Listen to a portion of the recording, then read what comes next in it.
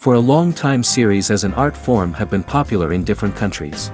Each country finds its own particular style, which reflects the peculiarities of the inhabitants.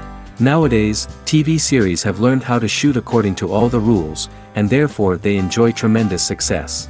The storyline perfectly reveals different people with their unique destinies. No wonder why so many people are waiting for the upcoming episode. It promises to be extremely interesting, and I think it's worth the wait. According to official sources, the new episode will be released in the very near future. The premiere schedule is scheduled for January 10th. Without hesitation, we mark this day in the calendar. A series like this may well draw a huge number of viewers to the screen thanks to a surprisingly good story and great actors. Be patient, and I think it will be worth it in the end. The lingering hours until the premiere can be filled by watching other amazing series. But choosing a series to watch is not an easy thing to do. But don't despair, just follow our recommendations.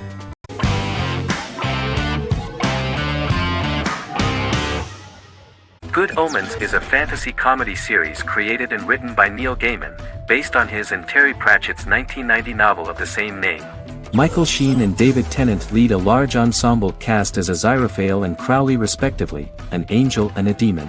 Set in 2018, the series follows the demon Crowley and the angel Aziraphale, longtime acquaintances who, having grown accustomed to life on Earth as representatives of heaven and hell, seek to prevent the coming of the Antichrist and with it Armageddon, the final battle between heaven and hell. Pratchett and Gaiman had planned to adapt Good Omens as a movie for years, with various directors and writers attached to the project along the way. In 2011, a television series, written by Terry Jones and Gavin Scott, was first reported to be in the works but no further plans were announced. After Pratchett's death, Gaiman refused to ever consider working on the adaptation alone but changed his mind when he received a letter from Pratchett, written to be sent after his death, urging him to finish the project. The first episode was very interesting to many viewers. The angel Aziraphale and demon Crowley meet for the first time at the Garden of Eden as Adam and Eve are expelled after Crowley tempts them with an apple. Fast forward 11 years before Armageddon. Crowley delivers the Antichrist to a satanic convent, where the baby is to be given to an American diplomat and his family. However, a mix-up occurs and the Antichrist ends up with a middle-class English family, the Youngs. Crowley and Aziraphale meet to discuss the coming apocalypse. Aziraphale reluctantly agrees to work with Crowley. They decide that if each works to influence the boy warlock, whom they believe to be the Antichrist, he will be neither good nor evil, just normal. In the present day, Crowley and Aziraphale attend his 11th birthday party, but realize they have the wrong boy when the Hellhound fails to appear. Meanwhile, the Hellhound has found his master, Adam Young. Adam names him Dog, which changes him into a small terrier, unknowingly initiating Armageddon.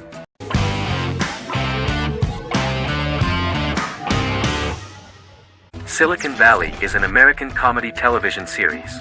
The series, a parody of Silicon Valley culture, focuses on Richard Hendricks, a programmer who founds a startup company called Pied Piper, and chronicles his struggles trying to maintain his company while facing competition from larger entities.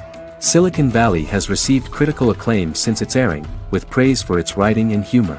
The show has been nominated for numerous accolades, including 5 consecutive Primetime Emmy Award nominations for Outstanding Comedy Series.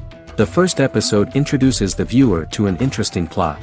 Richard Hendricks is a low-level programmer with futuristic internet giant Huoli.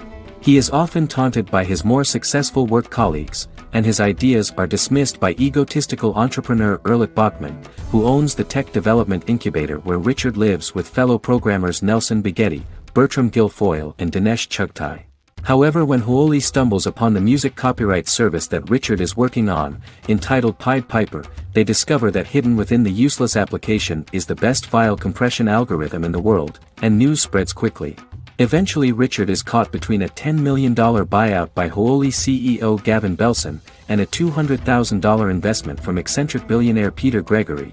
He must decide whether to give up his program to the highest bidder, or to take the investment and create a business out of it himself. After having a panic attack and vomiting, Richard runs into Peter's assistant Monica, who tells him that she believes in him and his idea. Richard decides to take the investment, and run the business himself. Co-creator and executive producer Mike Judge had worked in a Silicon Valley startup early in his career. In 1987, He was a programmer at Parallax, a company with about 40 employees. Judge disliked the company's culture and his colleagues and quit after less than 3 months, but the experience gave him the background to later create a show about the region's people and companies. Silicon Valley has received critical acclaim since its premiere. In January 2017, in an audience interaction by Bill Gates and Warren Buffett, Gates recounted the episode in Silicon Valley in which the protagonists try to pitch their product to various venture capitalists, saying it reminded him of his own experiences.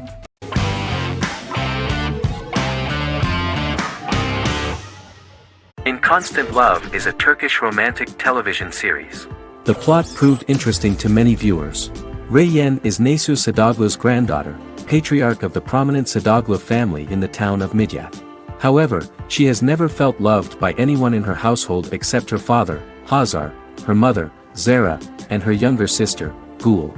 Reyyen has been mistreated by her grandfather since childhood because she is not his biological granddaughter, and the only reason he accepted her into the family was at Hazar's request. One morning, Reyyen goes out on horseback to watch the sunrise. On her way back, her horse is nearly hit by a car. Reyyen falls and loses consciousness.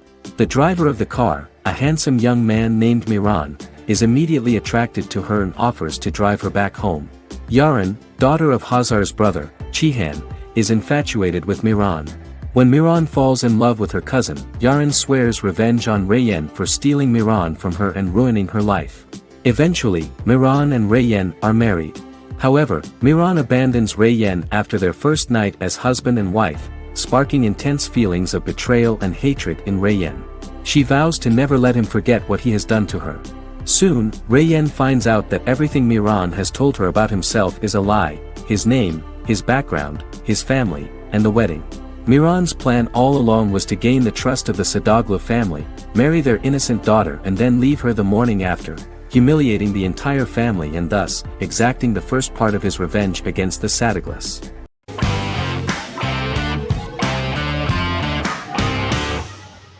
Friends is an American television sitcom created by David Crane and Martha Kaufman. The show revolves around 6 friends in their 20s and 30s who live in Manhattan. Friends received acclaim throughout its run, becoming one of the most popular television shows of all time. The series was nominated for 62 Primetime Emmy Awards.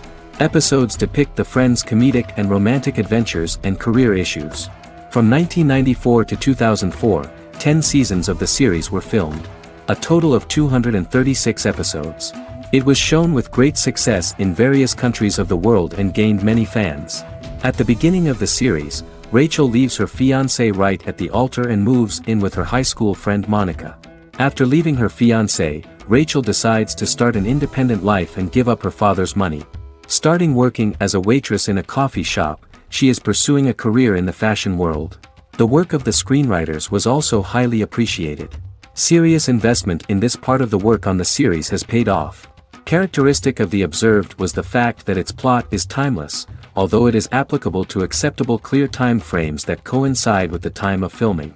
The political and cultural cataclysms of 1990 to 2000 do not appear in any way in the dialogues of the characters.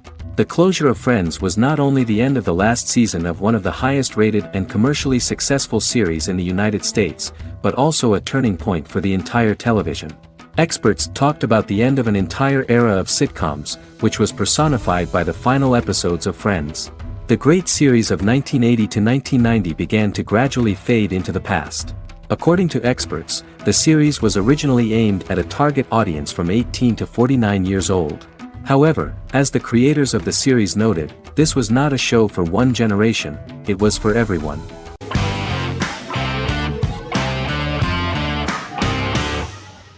The Office is an American sitcom television series. Based on the 2001 to 2003 BBC series of the same name created by Ricky Gervais and Stephen Merchant, it was adapted for American television by Greg Daniels. The Office was met with mixed reviews during its short first season, but the following seasons, particularly those featuring Carell, received significant acclaim from television critics as the show's characters, content, structure, and tone diverged considerably from the British version. This season introduced the main characters, and established the general plot, which revolves around Michael Scott, regional manager of the Scranton branch office, trying to convince the filmmakers of the documentary that he presides over a happy, well-running office.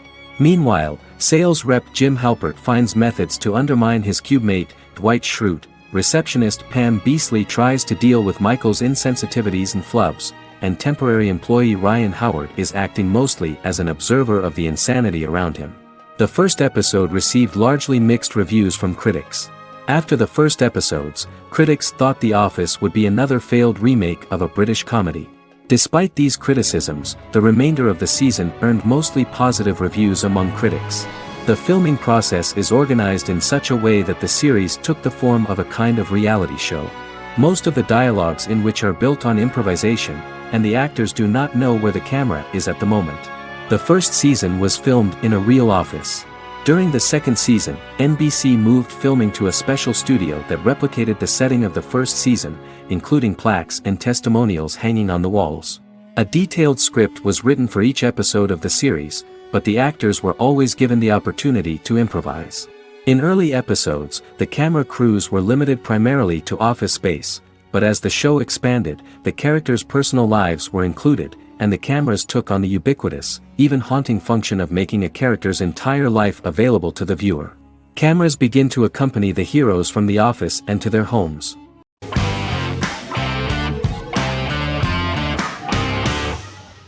The Sopranos is an American crime drama television series created by David Chase. The story revolves around Tony Soprano, a New Jersey-based Italian-American mobster, portraying the difficulties that he faces as he tries to balance his family life with his role as the leader of a criminal organization. Tony Soprano has a panic attack that prompts him to see a psychiatrist. The pilot was ordered in 1997, and the show premiered on HBO on January 10, 1999. The series ran for 6 seasons totaling 86 episodes until June 10, 2007. The Sopranos is widely regarded as one of the greatest television series of all time. It has been the subject of critical analysis, controversy, and parody, and has spawned books, a video game, soundtrack albums, podcasts and assorted merchandise. Several members of the show's cast and crew were largely unknown to the public but have since had successful careers. Since its inception in 1999, the series has become a cultural phenomenon, gaining wide popularity and critical acclaim. This was due to the innovative approach to the description of the life of the mafia, the American family, the problems of the Italian-American community in the United States and the boundaries of what society considers morality. The first episode was very exciting. At a family picnic, Tony collapses. In the hospital, during the examination, it turns out that this is not a physiological deviation, but a psychological one. On the recommendation of his doctor neighbor, Bruce Cusimano, Anthony goes to see psychiatrist Jennifer Melfi. Tony cannot tell all the details of his life due to the fact that his story is connected with crime. Moreover, Dr. Melfi immediately warned him that if she learns anything about even a possible harm to a person, she is legally obliged to report this data to the police. In the process of therapy, some details of Anthony's life are revealed, his attitude to life, to the family, to children and to his mother, which makes him very nervous, because no matter what he does, no matter how he behaves, his mother Livia always remains dissatisfied with him. Tony carefully hides the fact of visiting a psychotherapist from his friends.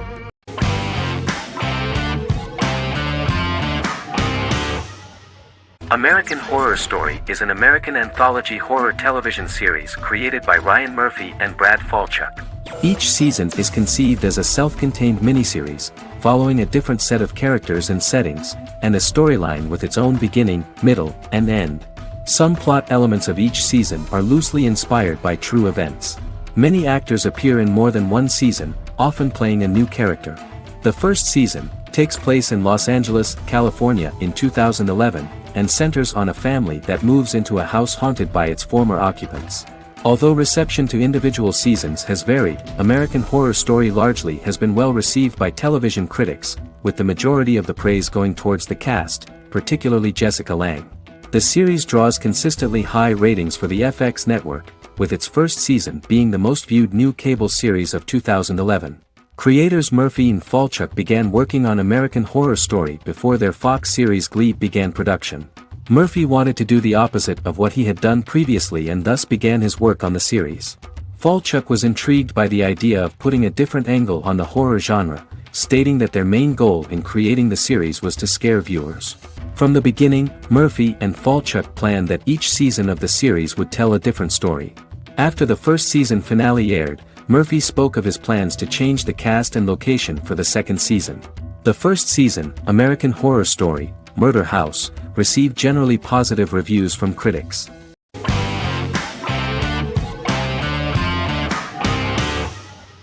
Lie to Me is an American crime drama television series.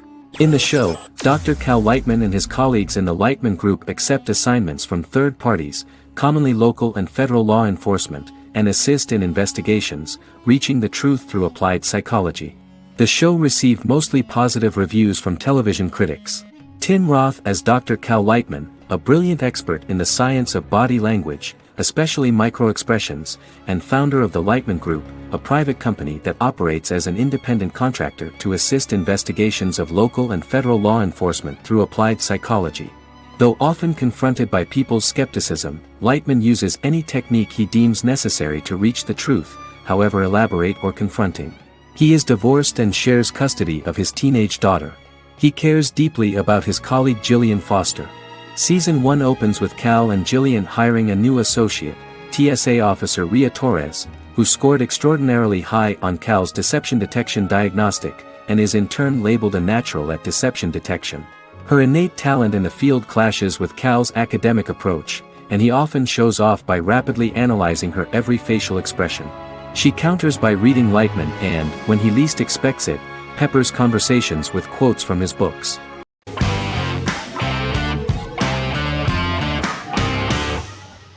Endless Love is a Turkish drama series.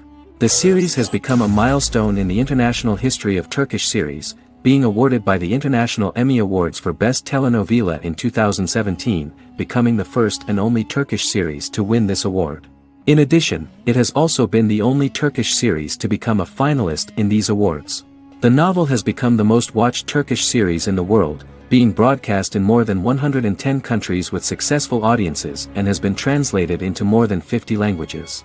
In its broadcast in the United States through Univision, it became the most watched foreign soap opera in the entire history of the country and the Turkish series with the highest audience, surpassing its main competitors.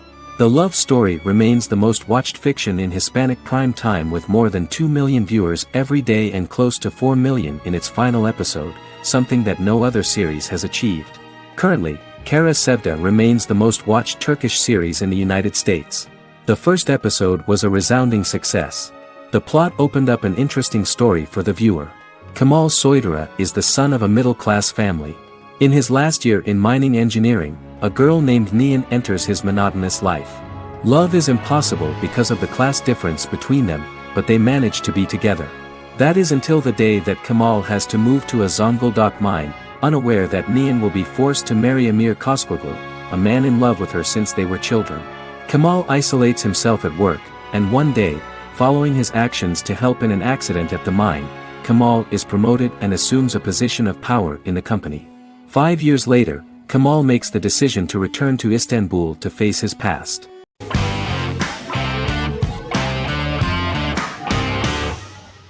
Black Mirror is a British anthology television series created by Charlie Brooker. Individual episodes explore a diversity of genres, but most are set in near-future dystopias utilizing a science fiction technology, a type of speculative fiction. The series is based on the Twilight Zone and uses technology to comment on contemporary social issues.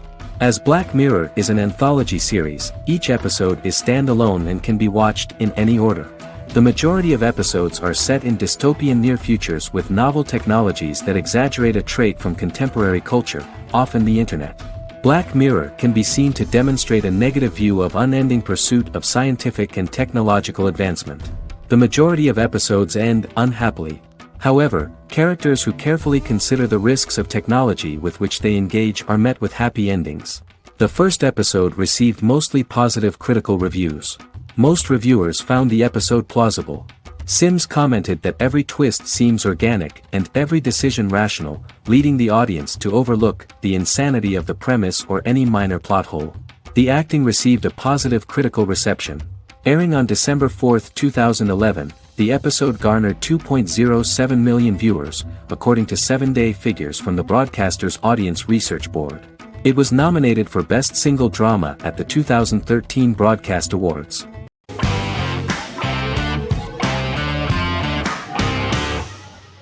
Charmed is an American fantasy drama television series. The series' narrative follows a trio of sisters, known as the Charmed Ones, the most powerful good witches of all time, who use their combined power of 3 to protect innocent lives from evil beings such as demons and warlocks. Each sister possesses unique magical powers that grow and evolve, while they attempt to maintain normal lives in modern-day San Francisco. Keeping their supernatural identities separate and secret from their ordinary lives often becomes a challenge for them, with the exposure of magic having far-reaching consequences on their various relationships and resulting in a number of police and FBI investigations throughout the series. The series starts in 1998 when Phoebe Halliwell returns from New York and moves back into the family's Halliwell Manor in San Francisco to live with her sisters Prue and Piper. When Phoebe discovers the family's Book of Shadows in the attic, she learns that she and her sisters are the most powerful witches ever known, destined to protect both innocents and the world at large from demons, warlocks, and other evil creatures. Phoebe, reasonably suspecting the book to be a novelty, reads its initial inscription, unaware that it also happens to be an incantation activating the sisters' supernatural powers once all 3 are reunited in their ancestral home. By the end of the first episode, each sister learns that she has a unique magical power that allows them to cast spells and brew potions. Prue, the eldest, has the power of telekinesis, and in Season 2 she develops the power of astral projection. Piper, the middle sister, has the power of molecular immobilization.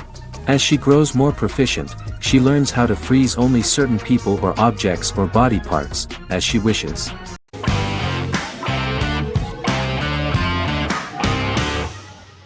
The Queen's Gambit is a 2020 American coming-of-age period drama streaming television miniseries based on the 1983 novel of the same name by Walter Tevis. The title refers to the Queen's Gambit, a chess opening. The series was written and directed by Scott Frank, who created it with Alan Scott, who owns the rights to the book. Beginning in the mid-1950s and proceeding into the 1960s, the story follows the life of Beth Harmon, a fictional chess prodigy on her rise to the top of the chess world while struggling with dependencies. Netflix released The Queen's Gambit on October 23, 2020. After 4 weeks it had become Netflix's most watched scripted miniseries, making it Netflix's top program in 63 countries. The series received critical acclaim, with particular praise for Taylor-Joy's performance, the cinematography, and production values. It also received a positive response from the chess community for its accurate depictions of high-level chess, and data suggests that it increased public interest in the game. The first episodes were immediately loved by millions of viewers. The plot was very intriguing. In 1950s Lexington, Kentucky, an 8-year-old Beth, having lost her mother in a car crash, is taken to an orphanage where she is taught chess by the building's custodian, Mr. Schabel. She quickly becomes a strong chess player due to her visualization skills. A few years later, Beth is adopted by childless suburban couple Alma and Alston Wheatley. As she adjusts to her new home, Beth enters a chess tournament and wins despite having no prior experience in competitive chess. Alma is initially resistant to Beth's interest in chess, but after Beth wins her first tournament, Alma is fully supportive of her adoptive daughter's sojourns to enter various chess competitions. With help from her oldest friend Jolene, whom she grew up with in the orphanage, she prepares for her biggest challenge yet, a major international chess tournament against the world's best players in Moscow. In October 2020, the series was the most watched show on Netflix in the United States. On November 23, 2020, Netflix announced that the series had been watched by 62 million households since its release. The series received praise from the chess community for its realistic portrayal of the game and players. Production designer Uli Hanisch developed the series sets to evoke the aesthetic of the 1950s and 1960s. Much of the series was filmed in Berlin because interiors found there could stand in for a large number of the show's locations, including Las Vegas, Cincinnati, Mexico City, Moscow, and Paris.